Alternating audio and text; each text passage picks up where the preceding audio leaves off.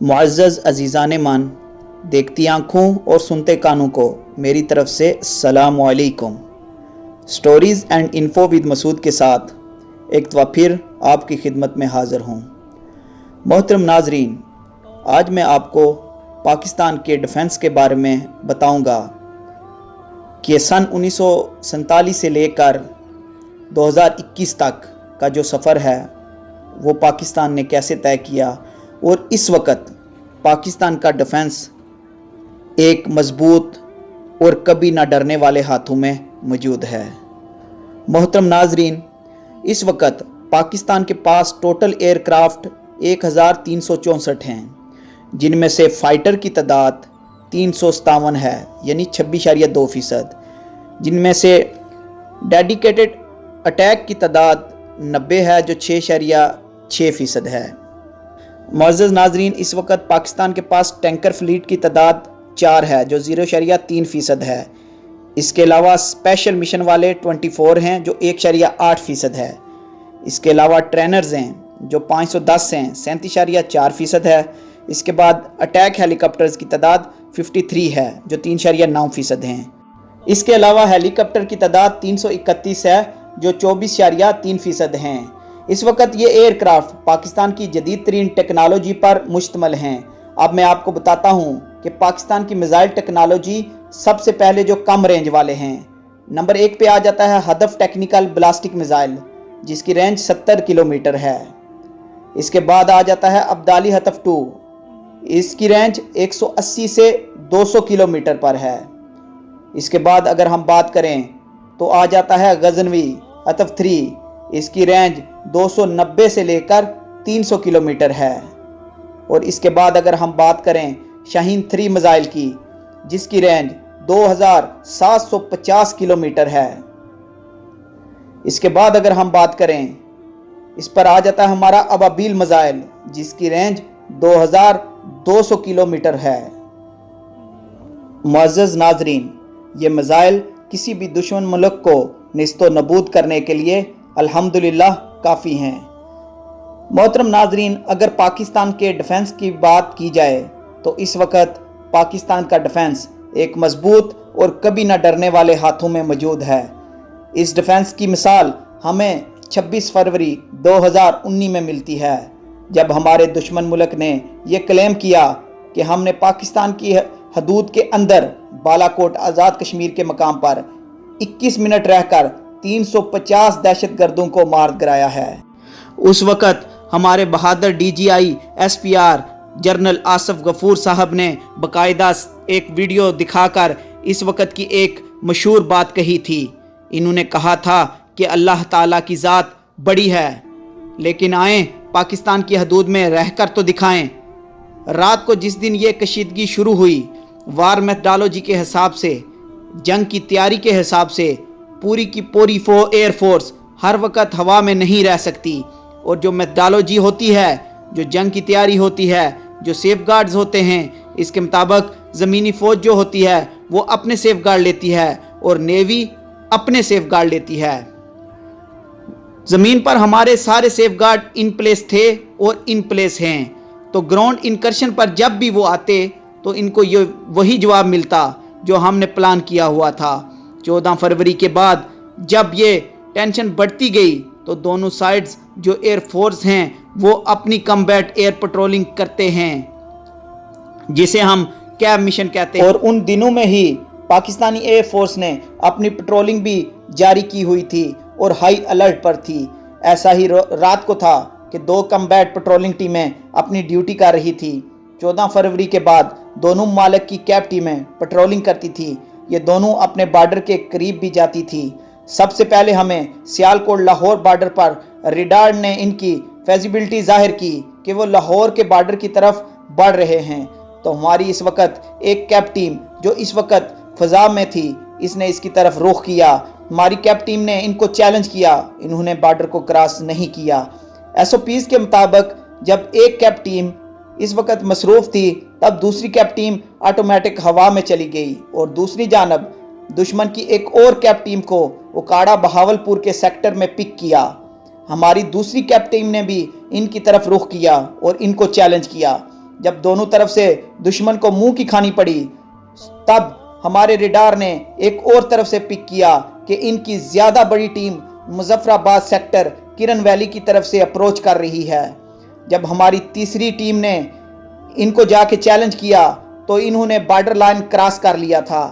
محترم ناظرین، 4 minute line of control کی طرف آتے ہوئے اور لائن آف کنٹرول کی طرف جاتے ہوئے لگے۔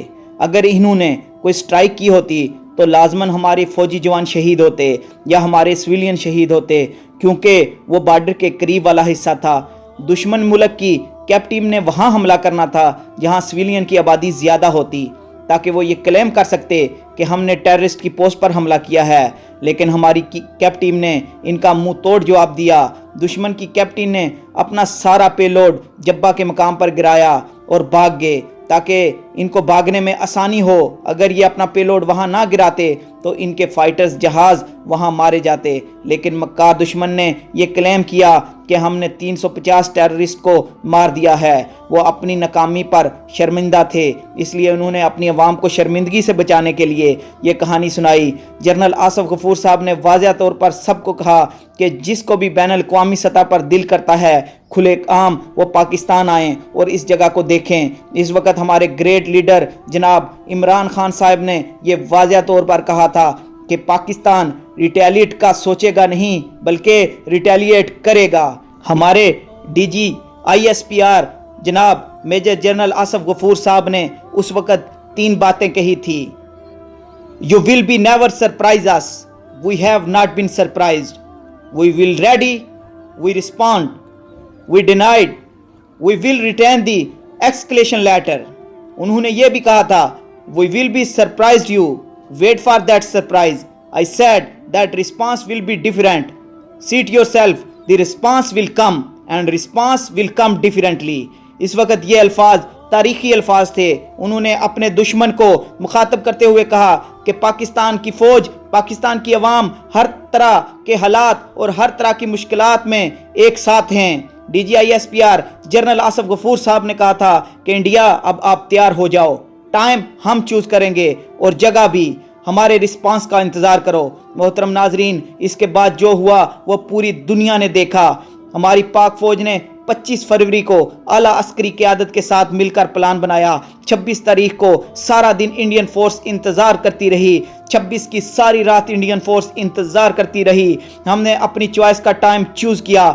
27 فروری کی صبح بھارت میں بریگیڈ ہیڈ کوارٹر سے لے کر اسلحہ ڈیپو تک 6 ٹارگٹ سلیکٹ کیے اور ان کو لاک کیا گیا۔ پاکستان کے 4 JF-70 طیاروں نے اس کارروائی میں حصہ لیا، جن میں سے 3 طیاروں نے ٹارگٹ پر بم گرائے۔ بریگیڈ کمانڈر نشانے پر تھا، جس میں ٹاپ ملٹری آفیسر بیٹھے ہوئے تھے۔ انہوں نے یہ دھماکوں کی آواز خود اپنے کانوں سے سنی اور وہ اس موقع پر کانپ اٹھے، مگر بھارتی طیاروں کی طرح پاکستانی شاہین بم گرا کر بھاگے نہیں اور نہ ہی بھارتی سرحد کو کراس کیا۔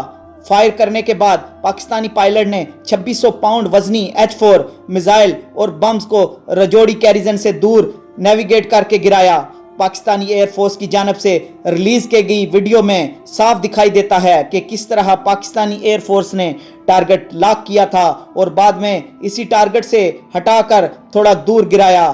پاکستانی ایئر فورس کو اپنی پلاننگ پر پورا بھروسہ تھا کہ وہ بھارتی ریڈار کو چکما دیں گے اور جانی نقصان بھی نہ ہونے دیں گے، اور ساتھ ہی ساتھ ہندوستان کی فضائیہ نے اگر حملہ کیا تو اس کا بھی مقابلہ کریں گے۔ اور پھر ایسا ہی ہوا جیسا کہ سوچا ہوا تھا۔